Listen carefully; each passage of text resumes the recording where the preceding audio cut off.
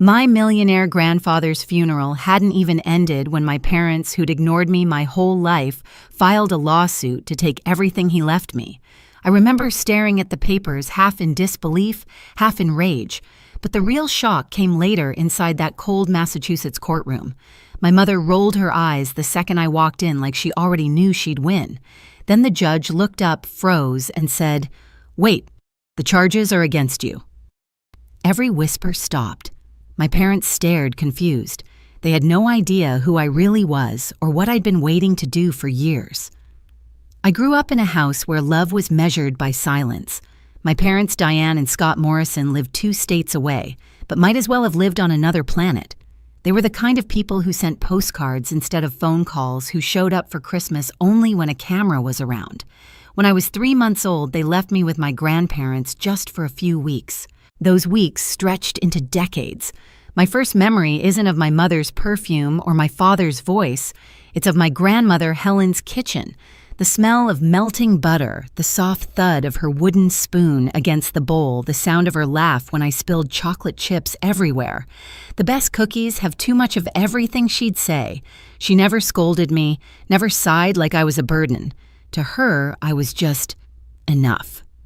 My grandfather, Judge William Parker, was a man carved from discipline and kindness.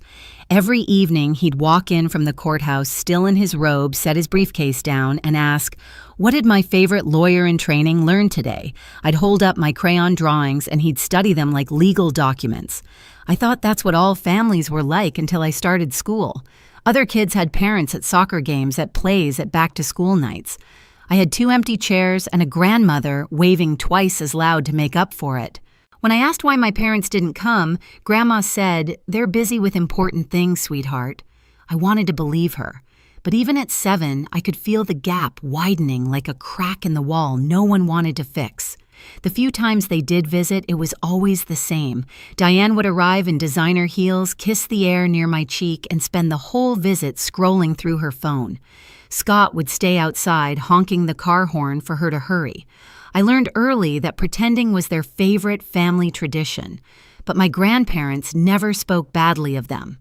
Grandpa used to say, "Justice isn't about revenge, Ava. It's about showing up." And he showed up for every scraped knee, every science fair, every graduation photo. When kids at school talked about inheritance or family businesses, I didn't think about money. I thought about his voice reading bedtime stories from law journals, the steady hum of the old heater in his office, and the way his eyes softened when Grandma laughed. Looking back, I see it clearly now. Love was presence, not promise. An absence was a choice. So when he died, when the will revealed he'd left everything to me, it wasn't greed that made my parents furious. It was exposure. The money didn't humiliate them. The truth did. And they'd rather destroy me than face what they'd done. The first crack appeared on a gray Thanksgiving morning when I was 18. I'd driven home from college to surprise Grandma.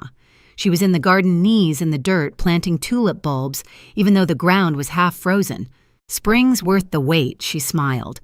By sunset, she was gone, collapsed between the flower beds she loved. I found Grandpa sitting there hours later, still holding her gardening gloves. He didn't cry, he just stared at the soil, whispering her name like it might answer back. We buried her 3 days later. My parents showed up late left before the reception and never called after. That was the day I stopped making excuses for them. After that, Sundays became sacred. Grandpa and I cooked together his famous pot roast, my burnt cookies, and talked about law truth and how people hide behind appearances. He told me the law reveals who people really are, Ava. It strips away performance. I didn't know then how literal that lesson would become. Years passed. I graduated law school, became a prosecutor, and Grandpa watched every milestone with the same quiet pride. My parents sent a 2-line card, "Good job. Proud of you." That was their version of love. Then, at 87, Grandpa died in his sleep. The house felt colder without him, like the walls missed his voice. At the reading of his will, I expected maybe his books, his watch, something sentimental. Instead, the lawyer handed me everything: the Brookline house, his savings investments, over $3 million in total, and a sealed letter addressed only to me.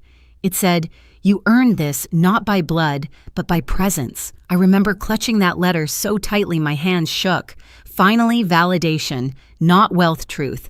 But then came the storm. 30 days later, Thomas, my colleague and closest friend, called from his office. His voice was careful, too careful. "They filed Ava. Filed what, your parents? They're suing, claiming undue influence." I actually laughed. "They think I manipulated him. They're accusing you of controlling an old man for his money." That laughter turned into something sharp in my throat. Of course they were. Of course. That night, I drove to Brookline, unlocked Grandpa's study, and found a folder labeled simply Payments. Inside were decades of records, monthly transfers, to my parents' notes he'd written each time they asked for more. Diane requested increase Scott's business, failing again. Page after page. Over $800,000 in total. He'd known this day might come. He'd prepared me for it. I sat there in the dark with the folder spread across the desk and whispered, "You saw them clearly, didn't you, Grandpa?" The anger burned low, steady and cold. They wanted to drag me into court. Good. They'd finally meet the woman they'd created. Thomas warned me the lawsuit would get ugly, but even he didn't know how far they'd go.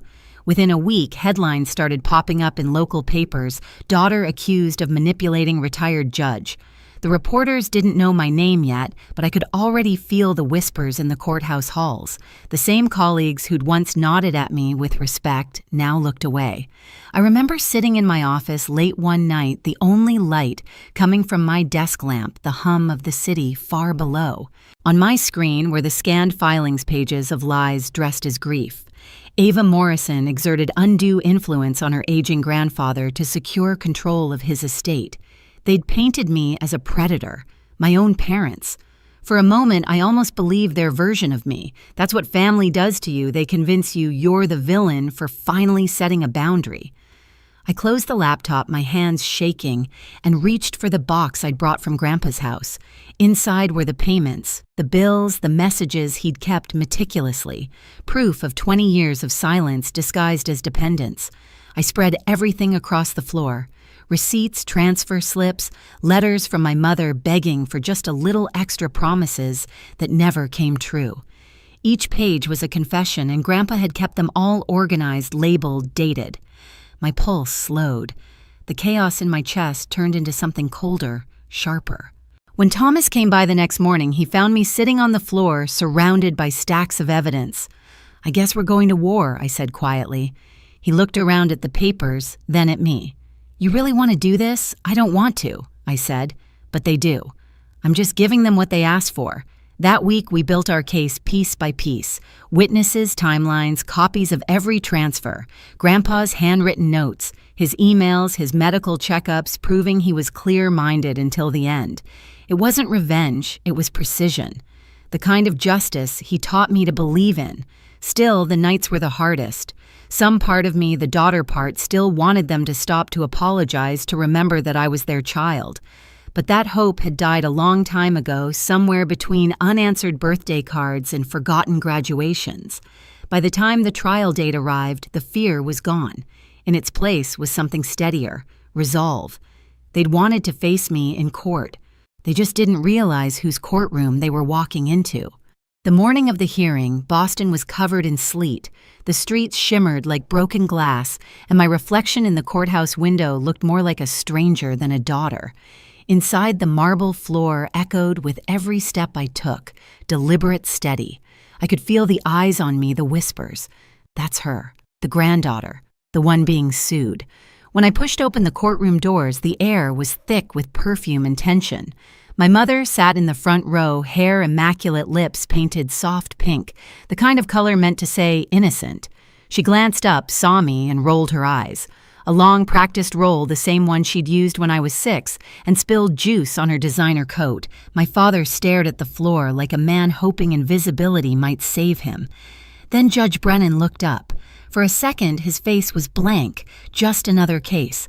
And then his eyes froze, recognition washing over him. "Wait, the charges are against you," he said aloud before catching himself. The courtroom stilled. Even my mother stopped pretending. He cleared his throat, adjusted his glasses. "Proceed." Palmer, their attorney, stood up first. Smooth voice, theatrical gestures. I'd seen his type in court 100 times, the kind that thinks charm can rewrite facts. "Your Honor," he began, "this case is a tragedy. A devoted daughter unfairly cut out of her father's will by a manipulative granddaughter who exploited an elderly man's grief." He gestured toward my mother. Diane dabbed at her eyes with a tissue she'd probably chosen to match her outfit. Judge Parker adored his daughter. Palmer continued, but in his final years he was vulnerable, confused, and isolated. My client, Mrs. Morrison, was denied the chance to reconcile. Instead, her father's estate was unjustly diverted.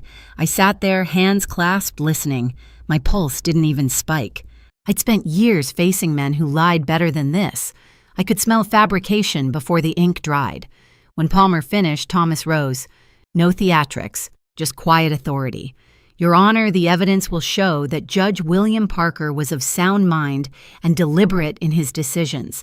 It will also show that the plaintiffs, Mrs. and Mr. Morrison, received over $800,000 from him over 20 years while visiting less than once per year." Murmurs rippled through the courtroom. My mother's painted calm cracked just slightly. Palmer called her to the stand first. She adjusted her blazer, smoothing invisible wrinkles. "He was everything to me," she began, voice trembling, just enough to sound rehearsed. "I love my father dearly. We spoke often, but after his wife died, he withdrew from everyone." Thomas stood for cross. His tone was polite, surgical. "Mrs. Morrison, according to your father's calendar, you visited 4 times in your daughter's first year of life. Christmas, Easter, her birthday, and 1 Saturday in July. Is that accurate?" Her lips pressed together. I was young, and between the ages of 5 and 18, I don't recall exact numbers. He lifted a folder, the payments. "Your father documented each visit alongside monthly transfers to you and Mr. Morrison. Over $800,000 total. Can you explain why someone manipulated would continue voluntary payments for 2 decades? Her voice cracked. "He wanted to help." Thomas leaned in. "He did, but only financially. Emotionally, you were absent. Physically, too. When was the last time you saw your father before his death?" Silence. She glanced toward my father, who looked away. 3 years before he died. Thomas supplied. "At his 84th birthday. 90 minutes, no cake, no photos. Is that correct?" She swallowed. "Yes." He paused just long enough for the truth to sting. "So the man you loved dearly died believing you were too busy to visit, yet now you stand here claiming his fortune was rightfully yours."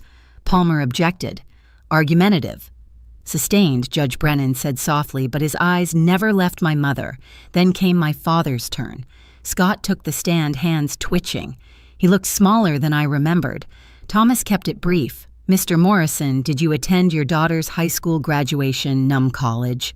He hesitated. "We were out of town, law school." He shook his head. Thomas projected a photo on the courtroom screen, me in cap and gown, Grandpa in the front row, clapping. The silence was heavy. "You weren't there," Thomas said, "but he was." I stared at the photo, my throat tightening, not from pain, from pride. Palmer tried one last swing. "Your Honor, grief clouds judgment. My clients loved their father. They were victims of manipulation." Judge Brennan nodded once. "Let's hear from the defendant." I stood. The sound of my heels against the floor echoed like a countdown. I raised my right hand, took the oath, and sat down. "Thomas, Miss Morrison, can you tell the court about your relationship with your grandfather?" I looked directly at my mother. "He raised me. He taught me to tell the truth, even when it hurt." Palmer jumped in. "Isn't it true you benefited financially from that relationship?" "Yes," I said, "but not in the way you mean." "He gave me something you can't buy, consistency." He showed up. "Did you encourage him to cut his daughter out of the will?" I met his eyes. "If inheritance was what I wanted, I wasted a lot of time having dinner with an old man instead of networking. But I wasn't chasing money. I was chasing the only family I had left." The room was silent. Even Palmer didn't have a comeback for that. Thomas handed the judge the sealed letter Grandpa had left me. Judge Brennan read it silently, his face softening. He looked up. "This letter alone speaks volumes." He turned to my parents. The court finds that Judge Parker's will reflects his true and deliberate intentions. There is no evidence of manipulation, no sign of incompetence. The plaintiff's claim is without merit. The gavel struck. Case dismissed.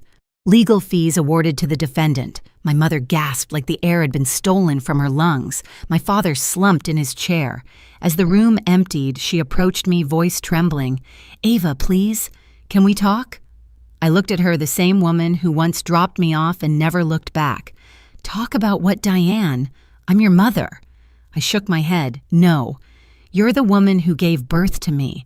My mother was Helen Parker." Her eyes filled, but I felt nothing, just clarity. I turned to leave, but paused at the door. The courtroom lights reflected off the marble floor, and for the first time in years, I felt the weight lift. "They never knew who I really was," I whispered. Outside, the cold air hit my face sharp and clean. I walked down the courthouse steps, heels clicking like punctuation marks to a story finally finished. When I stepped outside, the sky had turned pale silver, the kind that comes right before snow. Reporters were waiting by the steps, their microphones flashing like tiny weapons. I walked straight through them. No statements, no victory speech, just the sound of my heels cutting through the noise. Back in my car, I finally exhaled.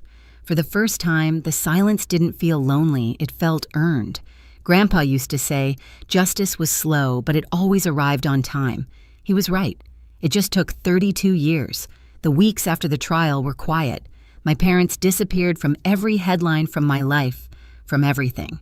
No calls, no apologies, only silence, the language they'd always spoken best. But this time, it didn't sting. 3 years later, I stood behind the same bench my grandfather once presided over, now wearing his robe. Judge Ava Morrison, 39 youngest in Massachusetts history. On my first day, I touched the wooden gavel he'd left me and whispered, "We made it, Grandpa." Years passed. Promotions came, and so did peace. At 60, I retired. My last visit was to Mount Auburn Cemetery, where tulips bloomed around 2 headstones, William and Helen Parker. I knelt, planting a few new bulbs beside them. "You were right," I said softly. "Family isn't about blood. It's about who shows up." And as the wind moved through the trees, I could almost hear his laugh again, steady, proud, and free. Family isn't written in bloodlines, it's proven by presence. I learned that too late to save my parents, but just in time to save myself. If you've ever had to stand up to people who were supposed to love you, tell me your story below. And don't forget to subscribe. More truths are coming.